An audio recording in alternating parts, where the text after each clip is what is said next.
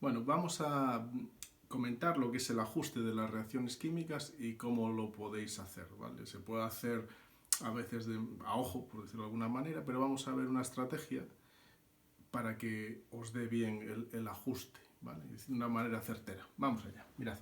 Lo voy a explicar mediante dos ejemplos. Uno sería el agua y otro sería la combustión del propano.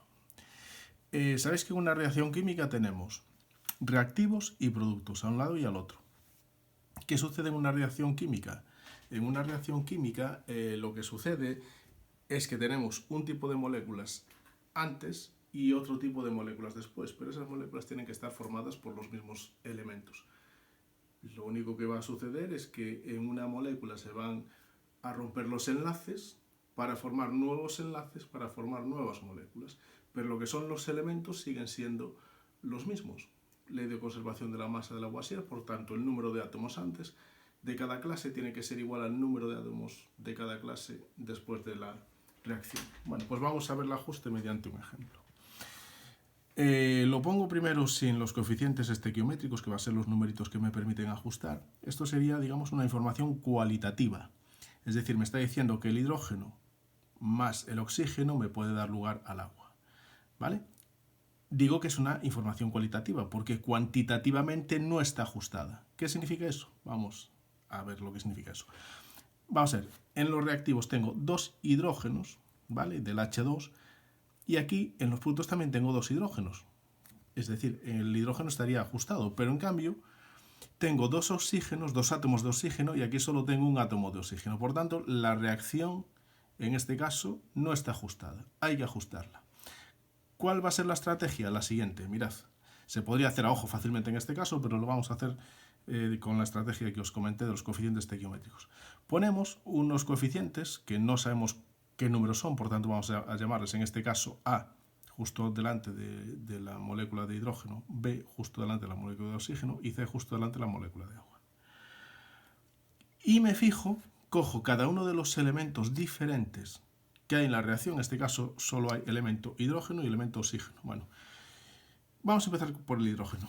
Y os pongo aquí 2A igual a 2C. ¿Qué significa eso? A ver, miro los hidrógenos, la cantidad de átomos de hidrógeno que hay en los reactivos.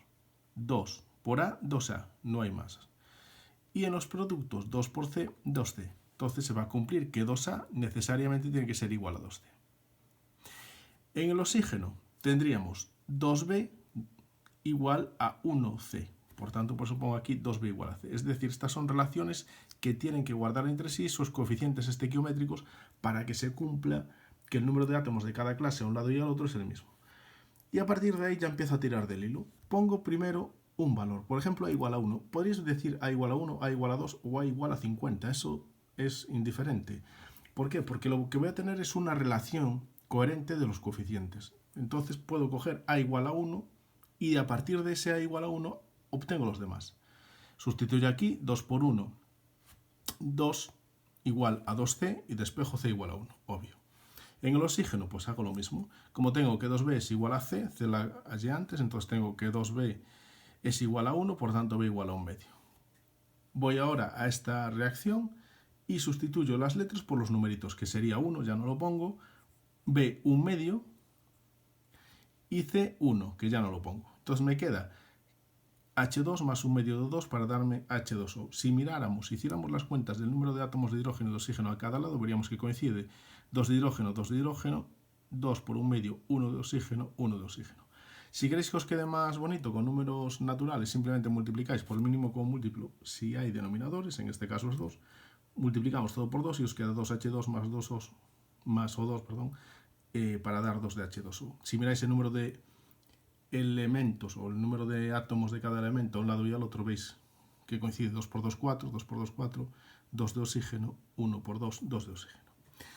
Y ya para acabar, siguiendo la misma estrategia, aquí tenéis el ejemplo de la combustión del propano. C3H8 más O2 da CO2 más H2O. Si hicierais las cuentas como vimos antes, veríamos que aquí hay 3 de carbono y aquí 1 de carbono. Pues ya no está ajustada la reacción, hay que ajustarla.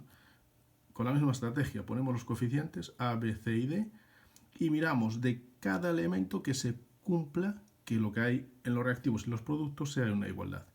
De carbono, 3A, aquí no hay más. En el de productos sería 1C, por eso 3A igual a C. En el hidrógeno, 8A igual a 2D. Y en el oxígeno tenemos 2B igual, aquí hay que tener cuidado porque están en las dos moléculas, sería 2C más 1D. Lo veis aquí, 2B igual a 2C más D. Y hacemos lo mismo que antes, le damos un valor, el que queramos, a, por ejemplo, igual a 1, pero podría ser otro, ¿eh? Y a partir de ahí hacemos las cuentas. Si 3A es igual a C, pues obviamente C es igual a 3, ¿no? 3 por 1. En el hidrógeno, 8A igual a 2D, pues como sabíamos A, pues 8 por 1 es 8, igual a 2D, D igual a 4. Y en el oxígeno, 2B igual a 2C, sabemos el valor de D, hacemos cuentas, B igual a 5. Sustituimos los coeficientes por los numeritos que nos dio y ya tengo 1, no se pone, C3H8 más 5D2, 3D CO2 más 4D. H2O. Eso sería ya una información cuantitativa.